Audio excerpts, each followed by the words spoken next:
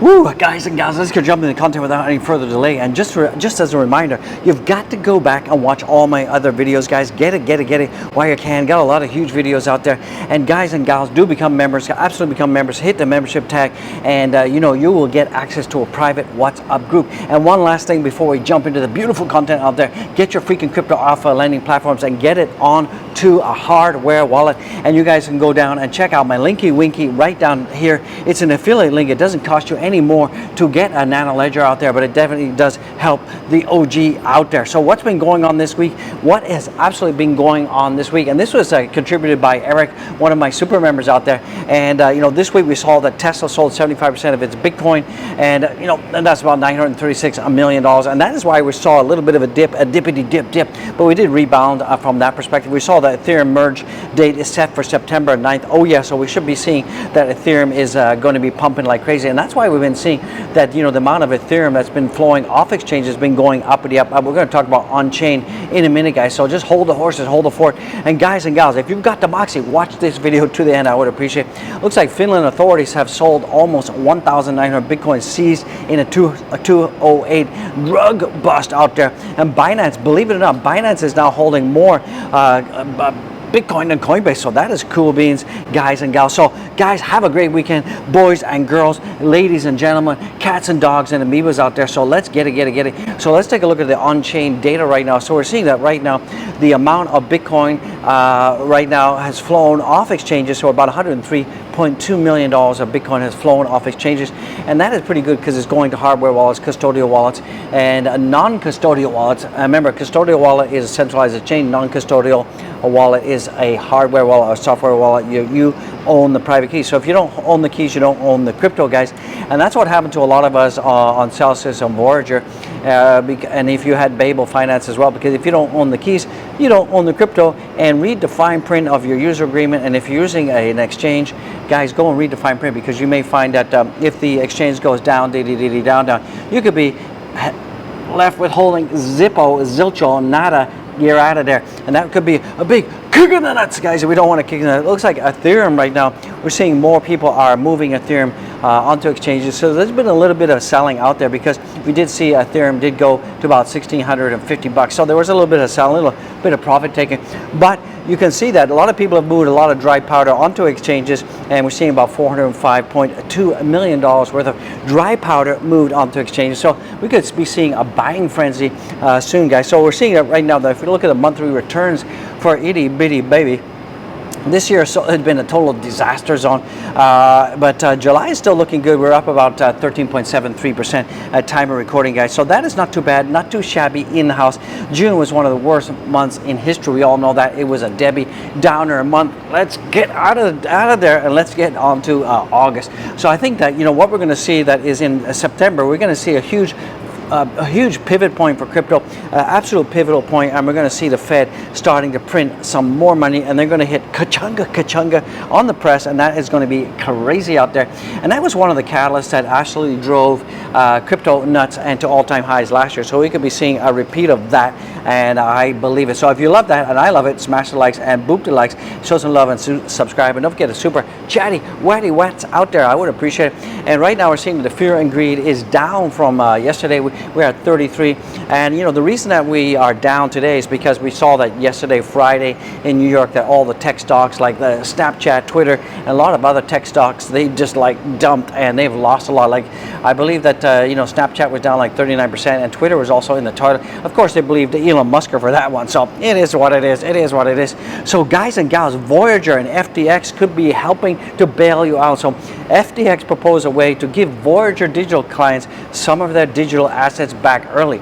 So they've basically brokered a deal, and whereby FTX and Alameda Ventures want to offer Voyager digital customers a chance to start a new FTX account with an opening cash balance funded by their early distribution on the portion of their bankruptcy claim. So what they're going to do is, if you are a Voyager user and you don't have an FTX account, what they're going to do is they're going to give you an early distribution of the funds that are locked in Voyager as part of the bankruptcy claim, and that is going to be pretty cool beans in the house. So that is pretty good. And also too, they did pay around $15 million to Voyager for them to share all the intellectual property, consumer database, and also all the branding out there. So that is pretty good. But in terms of the Three Arrows Capital, they left that with Voyager, but they're just buying out basically the consumer crypto asset portion of the business. So that is pretty good beans in the house. So I love it, you love it. Let's get it. So also we're seeing this coming in as well. Looks like will crypto bounce at last? Analyst firms hints at one of the key catalysts behind the recent market-wide rally. So we have actually seen out there that, we can see that a lot of the sentiment out there is pretty neutral out there, and we have not seen a lot of mentions on social media like Twitter. You can see that the number of mentions of crypto on platforms like Twitter has gone down, and what that means is that we are not seeing the FOMO, we are not seeing the retailers jump in. So that is a good catalyst, guys. Even though we haven't seen retail investors jump in, we haven't seen the FOMO, we're still seeing a lot of retail investors sitting on the sidelines, but we're still seeing a pretty strong crypto, pretty strong Bitcoin, and the Doge Warriors going up. So that is pretty bullish news in the house, guys and gals. This is all coming in right now, a huge fun fact out there, and basically fun fact, if you invested $1,000 in Bitcoin 10 years ago, you would have around about $3,428 today. So that just goes to show, as I told you in the intro, that if you hodl, if you zoom out, you'll see that hodling Bitcoin over a long period of time can definitely create life-changing wealth. And we're going to see that Bitcoin is going to be going uppity up in 2024, 2025, and it's a great time to be alive. And this is when life-changing and generational wealth is going to be made, guys. So it's a great time, guys, and that's why you should stack the sats and load up on Bitcoin and other cryptocurrencies, particularly the top layer coins out there. So also coming in from Plan B, he said so many of Bitcoin and crypto weekends have already been shaken out of the market. So you did see that the number of net realized profit and loss, we did see a huge shakeout in May, June, July, and we're seeing that a lot of paper hands got wreckety wreck, and they're out of there, guys. So what the people who are left are the long-term holders, the people that have huge conviction, and the people who are waiting for life-changing wealth, guys. So hodl like a madman out there. It's a great time to be alive. We can still got some Dogecoin news. Don't forget to boop the like, smash the like. And right now we're seeing that the Lightning Network has just hit an all-time high again, and now the capacity is at 4,290 Bitcoin, guys. So that is absolutely great news. And you can see that the Lightning Network is getting higher and higher, and we're seeing that a lot of more retail transactions are happening over the Lightning Network. We're seeing that the adoption is coming stronger and stronger day by day, second by second. So that is great news. And right now we're seeing that every country will eventually adopt the Bitcoin, says Prince Philip of Serbia.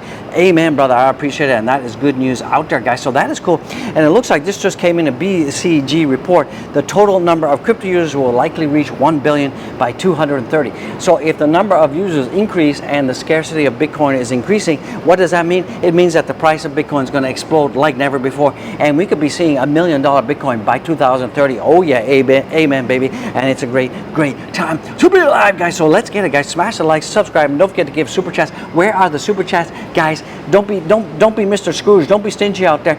Support the channel, guys. Support the channel. Remember, all the memberships, all the merch, all that stuff goes to charity, guys.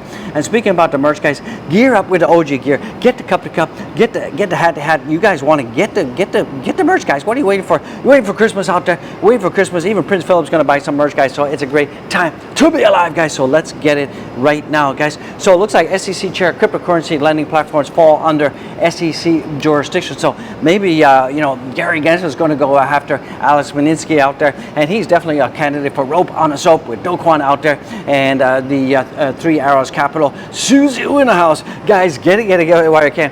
And we can see that based on the mean revision model, Bitcoin is very oversold right now, and we're seeing that Bitcoin has been oversold time and time again. Every time it gets oversold, we see an explosion to the upside. So we saw that in 2015. We saw a bottom at 0.75. We're seeing another bottom at 0.65 in 2018, and then we saw the Corona dum, and now we're seeing that in July we're now at 0.73. Of course, we could see macro indicators. We could see aliens invade and destroy the world, and that would, of course, invalidate this whole 2-year EMA deviation oscillator out there.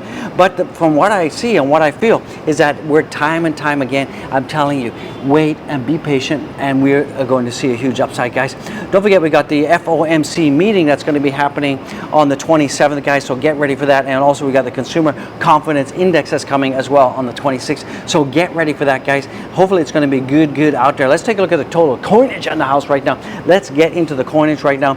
We got it. So right now we're seeing that Bitcoin is down about 4.26% overall, but we're still up on the 30 days, still up on 7 days, so that's pretty good. We're seeing Ethereum is up 20% on 7-day basis and up almost 40% on 30 days, so that is cool beans. We're down right now 5.67%. We're seeing the BNB, the beast coin out there, is also down, down, but we're up over the 30 days. We're seeing ADA is up slightly on the monthly, but it's up over 10%, but it's not looking too good for ADA at 48 cents in the house. Solana Wana is also down about 8%, not so good for Solana out there. The Doge Voyager right now is up 9.64%, so that is looking pretty good on a weekly basis, but on the daily basis we're down, down, so Doge giddy on up, and we're seeing the SHIBA is down, and Matic is also down, so it's a bit of a mixed bag out there. Let's take a look at what's going on with the Bitcoin on the weekly right now. So right now we're seeing on the weekly basis, we got 1 day, 14 hours left. We're definitely going to be painting a green candle this week, and so far this week we have seen a high of $24,296, and we have seen a low of $20,757, and right now we're at $22,556, so not too shabby, absolutely not too shabby. We're about to see that the death cross is about to happen on the 4-hour. That should be coming at you very soon. So wait for it. Let's see what's going to happen. Remember, this is a lagging indicator, and this often indicates that the bottom has happened already. So boom chakalaka, let's keep on moving, and things are looking pretty good. Let's take a look at the Doge Voyager right now for the price of Dogecoin. Dogecoin is at 6.8 in the house, and we have seen that the Doge earlier on the 20th did get as high as 7.7 in the house, almost got to 8. We did break down from that, and it looks like that the 7.9 area is a bit of a resistance zone, but we still have this confluence. I still believe that Doge is going to respect this, and we're going to be going uppity, up. Depends on Bitcoin, of course. Absolutely depends on Bitcoin. Right now we're seeing that 52% of all the Dogecoiners are in the money. I love it, you love it, and 45% are out, guys. And mostly bearish right now on Dogecoin. And we're seeing the volumes are light across all the platforms, all the coins. And right now we're seeing that Ethereum is at 1541. It's still to be respecting my trend line, but we keep getting rejected. We got rejected once, twice, 3 times, and almost 4 times at the 1650 level. So guys, we got to get above that, and if we keep knocking our head against that, eventually we'll break through, and we could be seeing ourselves going up. But you can see that we had this whole ripsaw pattern here, and we were kind of range bound between 1200 and as low as 850, and we have broken out of that, so that is pretty good, and we're making higher lows right now, so that is pretty good. You can see we have a higher low here, so it's looking pretty good for Ethereum. We're on the way up right now. DXY is going down, down, and that is fantastic news. And right now we're also seeing that SHIBA has broken down a little bit disappointing, a little bit concerning, but we do have some support here, so hopefully we won't bounce below that, and we can continue on. And at the point of convergence on this upward trending triangle, we should see a breakout, and that should take us to at least 13 cents, about a medium line for that, so that is pretty good. Let's take a look at what's going on with the leverage apes in the house. So right now $161 million worth of leverage apage out there have been wrecked. They've lost that money out of there, and if you're leverage trading, don't be fooled. Don't be a fool. Don't not be a fool. You're going to get wrecked. And that's around about 59,000 traders out there. And right now we're seeing that on the hourly time frame, it's mainly long. So that's putting downward pressure on the itty bitty baby. So expect Bitcoin to go down some more, and we could see some Hunter wicks. Just watch out for that. And we could see some more Hunter wicks for a reset on Sunday by the market makers. So we're seeing that the total market cap has come down to 105 trillion. It was earlier was at about 107, 108. So it's come down, and we're seeing the Bitcoin dollars is also going down. So that is pretty good, because we're seeing more and more money flowing out of Bitcoin into altcoins, so that is pretty good. Predominantly right now Ethereum dominance is getting up.